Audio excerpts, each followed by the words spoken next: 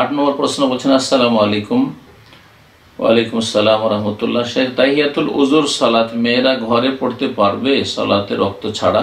হ্যাঁ, অবশ্যই। তাহিয়াতুল উজু মানে ওজুর সালামে, ওজুর সাথে সম্পৃক্ত সালাত, ওজুর সাথে সম্পৃক্ত সালাত মহিলা হোক আর পুরুষ হোক, যেখানে থাকবে সেখানে পড়তে পারে। বাড়িতে থাকলে বাড়িতে পড়বে, দোকানপাটে পুরুষরা আছে সেখানে পড়বে। তাহিয়াতুল মসজিদ, মসজিদ সালামের সম্পর্ক আছে মসজিদের সাথে, যে মসজিদে গেলে প্রথম 2 রাকাত সালাত পড়বে, তারপরে বসবে। কিন্তু ওজুর সাথে সংশ্লিষ্ট যে তাহিয়াতুল ওজু, সেটা ওজুর সাথে যেহেতু সম্পৃক্ত, সুতরাং যখনই ওজু করবেন তখনই ওজু করার পরে পরে 2 রাকাত সালাত পড়ে নেবেন। যে যেখানে থাকবেন, মাঠে ঘাটে, ঘরে বাইরে, যে যেখানে থাকবেন সেখানে পড়ে নেবেন, কোনো অসুবিধা নেই ইনশাআল্লাহ।